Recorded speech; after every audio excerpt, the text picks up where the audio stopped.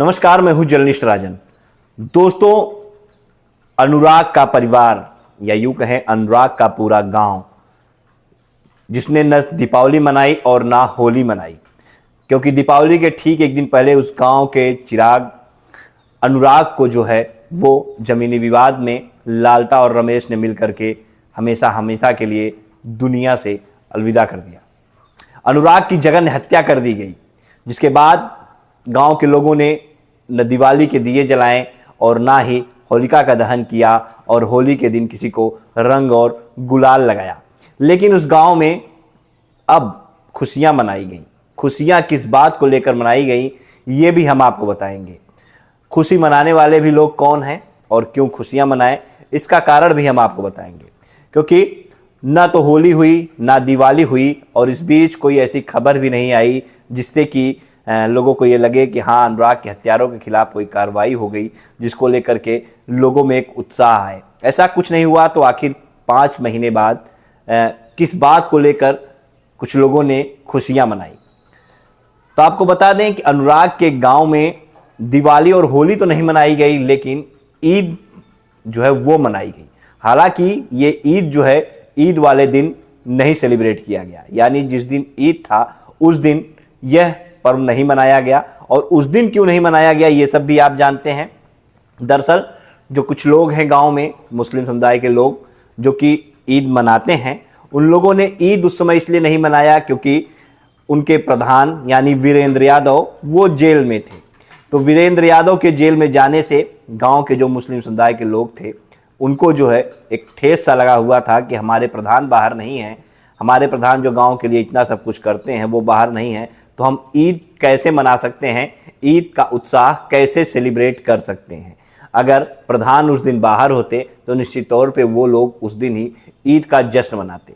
लेकिन ईद नहीं मनाया गया, सेवैयाँ नहीं बटी, सेवैयाँ किसी ने नहीं खाई, सेवैयाँ नहीं बनी। यहाँ तक कि लोगों ने कहा कि उस दिन उनके बच्चों ने नए वस्त्र भी नहीं पहने, क्योंकि प्रधान अगर बाहर होते तो वो कपड़े भी खरीद कर बच्चों के लिए देते, जैसे हर साल देते थे। तो ये कारण रहा जिसको लेकर के उन लोगों ने ईद जो है वो सेलिब्रेट नहीं किया। लेकिन प्रधान जब बाहर आ जाते हैं उसके बाद ईद मिलन का जो है वो कार्यक्रम रखा जाता है और प्रधान घर घर जाते हैं और वहाँ पे जा कर के वो सेवैयाँ खाते हैं। तस्वीरें भी आपने देखी होगी, कई चैनल पे चली होंगी और हम भी आपको दिखाएंगे किस तरह से प्रधान जो है लोगों से गले मिलते हुए नजर आ रहे हैं और ईद की मुबारकबाद पेश करते हुए प्रधान वीरेंद्र यादव जो हैं प्रधानपति, वो जो है नजर आ रहे हैं। साथ में उनकी बड़ी बहन भी हैं और लोग घर घर जा कर के ईद की बधाई दे रहे हैं और ईद का जश्न जो है मनाते हुए इस गाँव में लोग नजर आ रहे हैं। तो इस गाँव में ईद का जश्न जो है वो प्रधान के बाहर आने के बाद जो मुस्लिम समुदाय के लोग हैं उन्होंने मनाया और बड़े ही हर्षोल्लास के साथ मनाया कि हाँ, उनके प्रधान अब बाहर आ गए हैं, तो अब जो है उनका ईद का जो है मनाने का उनका मन हो गया कि हाँ, अब ईद मनाया जाए, क्योंकि प्रधान अंदर थे तो इस बात की उन्हें तकलीफ थी। तो ईद का जश्न जो है वो पूरा हो गया। लेकिन अभी भी अनुराग का परिवार जो है वो इंसाफ की राह देख रहा है। उसे इंतज़ार है कि कब उसके जख्मों पे मरहम लगेगा, कब कुछ ऐसा होगा कि हाँ, वो लोग भी कोई खुशी का जश्न मना सकें, क्योंकि खुशी तो जो है उनसे अब छीन सी गई है और जश्न वो परिवार अब कब क्या ही मनाएगा, क्योंकि उस परिवार का इकलौता जो चिराग था, जो 5 बहनों का इकलौता भाई था, जो पिता रामजीत और माँ का इकलौता सहारा था, जो उनके बुढ़ापे की लाठी था, उसे जो है लालता और रमेश ने इस दुनिया से छीन लिया।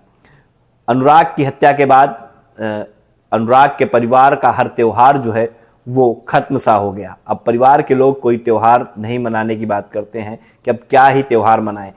न दिवाली के दिए जलें, ना सिर्फ अनुराग के घर बल्कि कबरुद्दीनपुर गांव में किसी ने दिवाली नहीं मनाई, क्योंकि ठीक एक दिन पहले अनुराग जो खिलाड़ी था ताइक्वांडो का, उसकी जो है जघन्य हत्या कर दी गई और ज़मीनी विवाद में। लेकिन होलिका का दहन भी नहीं किया गया, क्योंकि अनुराग ही जो है वो गांव के बच्चों के साथ जाता था और जो रेड़ का पेड़ जो गाड़ा जाता है जहाँ पे होलिका जलाई जाती है, वो खुद जो है इकट्ठा करके लाता था और वो लोग इकट्ठा होकर के उस होलिका को वहाँ पे बनाते थे और फिर होलिका दहन की जाती थी। तो ये होलिका दहन भी नहीं हुई और होली का त्यौहार भी जो है गांव में नहीं मनाया गया। लेकिन धीरे धीरे समय बीत जाता है और धीरे धीरे लोग भूल जाते हैं और ऐसा ही कुछ देखने को मिला, क्योंकि अब उस गांव में लोगों ने खुशियां मनानी शुरू कर दी हैं। जी हाँ, कुछ लोग अब उस गांव में जश्न मनाना शुरू कर दिए हैं। हालांकि ये उनका पहला त्यौहार था ईद का, तो ऐसे में उन लोगों ने ईद का पर्व जो है सेलिब्रेट किया। तो निश्चित तौर पे ये कहना गलत नहीं होगा कि धीरे धीरे लोग अनुराग को भूलते जा रहे हैं और धीरे धीरे हर कोई अब अपना जश्न, अपना त्यौहार जो है वो मनाना शुरू कर दिया है। तो त्यौहार मनाने का सिलसिला अब उस गांव में शुरू हो गया है।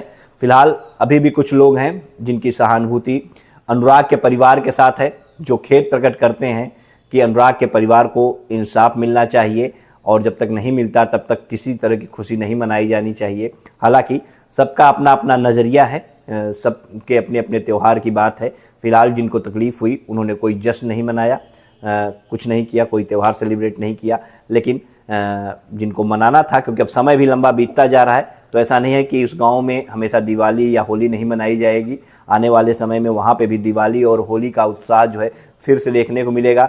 लेकिन जिस तरह से 5 महीने का समय बीत गया और अनुराग के परिवार को अभी तक तारीख पे तारीख मिल रही है, सुप्रीम कोर्ट की गाइडलाइन के अनुसार तहसीलदार साहब पूरी कानूनी प्रक्रिया करने के बाद ही उस घर पे बुलडोजर चलाने का या उसे जमींदोज करने का या उस सरकारी ज़मीन को खाली कराने का कोई आदेश दे सकते हैं।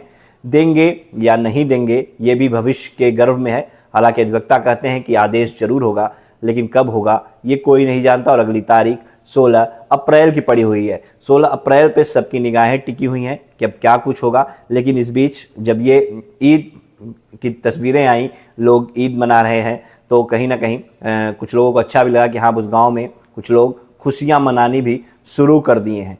तो धीरे धीरे मैंने कहा कि लोग अनुराग को भूल जाएंगे, क्योंकि आज 5 महीना है और अनुराग के लिए अभी कुछ लोग आवाज़ उठा रहे हैं, लेकिन फिर धीरे धीरे ये आवाज़ भी बंद हो जाएगी और वही होगा कि एक था अनुराग, ताइक्वांडो का खिलाड़ी था अनुराग, अपने परिवार का सहारा था अनुराग, देश का नाम रोशन कर सकता ऐसा होनहार था अनुराग। यही शब्द लोग कहेंगे और उसकी कहानी लोग बताएंगे कि हाँ, इस तरह से अनुराग की हत्या हो गई थी और इस तरह से हत्यारे पकड़े गए और इस तरह से एक लंबा जो है प्रोसेस चला उसके घर को गिराने का। लेकिन 5 महीने तक जो है ये खींचातानी चलती रही और 5 महीने तक कुछ भी निकल करके सामने नहीं आया। हम 5 महीने का जिक्र भी इसीलिए कर रहे हैं क्योंकि क्या पता कि 16 तारीख को कोई फैसला आ जाए, कोई आदेश आ जाए। लेकिन परिवार का जो भरोसा है वो खत्म सा हो गया है, वो टूट सा गया है। वो यही कहता है कि हाँ, हमें सिर्फ तारीख पे तारीख मिलेगी और परिवार के लिए कोई भी त्यौहार मायने नहीं रखता। आस पड़ोस के लोग भी किसी तरह का जश्न नहीं मना रहे।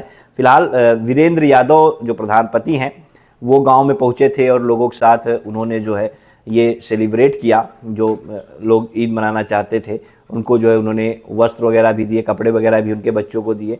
और जिस तरह से हर साल वो ईद का त्यौहार मनाते थे, इस बार जेल में रहने के कारण वीरेंद्र यादव ईद नहीं मना पाए थे, लेकिन जेल से आने के बाद वो अपने लोगों के साथ बैठ करके उन्होंने ईद जो है सेलिब्रेट की। हालांकि वीरेंद्र यादव ने क्या कुछ कहा हम वो भी आपको सुनाएंगे, लेकिन वीरेंद्र यादव ये कहते हैं कि मैं अनुराग के परिवार के साथ खड़ा हूँ और आगे भी खड़ा रहूँगा। अब अगली तारीख 16 अप्रैल की और 16 अप्रैल को ये देखना होगा कि इस पूरे मामले में क्या कुछ होता है, क्या कोई आदेश आता है या नहीं आता है। फिलहाल ये त्यौहार मनाया गया, ईद का जश्न मनाया गया। और आपकी क्या राय है, आप अपनी प्रतिक्रिया कमेंट बॉक्स में ज़रूर दीजिएगा। और क्या कुछ कहा है वीरेंद्र यादव ने, जो प्रधानपति हैं, आइए आपको सुनाते हैं। देखिए भैया, जब जब यहाँ हम जानने लायक हुए हैं तब से यहाँ ईद के त्यौहार के दिन हमारे जितने मुस्लिम भाई हैं जो कि हमें बुलाते थे, आज 20 साल से मेरा आना जाना है जैसे ईद के त्यौहार से। और त्यौहार के दिन हम कहीं भी रहते थे, लेकिन ईद के दिन हम ज़रूर आ जाते थे। तो इस बार समझ लीजिए कि एक नाजायज़ तरीके से सुभाष की औरत फंसा दी थी और उसी कारण हम जेल चले गए थे। तो हम सोचे 9 तारीख की मेरी गिरफ़्तारी हुई थी और 10 तारीख को मैं जेल गया था। तो हम ये सोचे कि होली के तो नहीं, लेकिन थोड़ा ईद के पहले हम छूट जाएंगे। तो ये सब हमसे मुलाकात भी किए मुस्लिम समाज के लोग, तो कहे भैया ईद तक छूट जाइए, नहीं तो बहुत जाने त्यौहार ख़राब हो जाएगा, त्यौहार ख़राब हो जाएगा। तो देखिए बेल तो मेरी हो गई थी ईद के पहले, लेकिन फिर छुट्टी हो गई तो हम ईद के बाद जेल से बाहर आए। तो जितने हमारे मुस्लिम समाज के लोग हैं, एक ही उन लोगों का ये नारा था कि हम लोग अगर प्रधान जी नहीं हैं तो हम लोग ईद नहीं मनाएंगे। और ईद के दिन हम ये भी कह रहे नहीं ईद मना लीजिए, क्योंकि एक बड़ा त्यौहार है। लेकिन ये सब जो है कहें कि नहीं प्रधान जी नहीं हैं तो हम ईद नहीं मनाएंगे और नहीं मनाएं। बहुत लोग का जो है कपड़ा दर्जी के पास ही पड़ा रह गया, हमारे आने के बाद भी बाद में ला के लाएँ। तो देखिए बीच में इधर चुनाव भी प्रमुखी का था, इसी कारण जो हम कहीं निकले भी नहीं। तो कल ये सब गए हमारे यहाँ, कहें कि भैया आप आ गए हैं, हम लोगों की एक खुशियाँ हैं कि हम लोग ईद मनाएंगे अब साथ में। तो हम कहे ठीक है, जैसा भी आप लोग देखिए हमारे लिए भगवान है।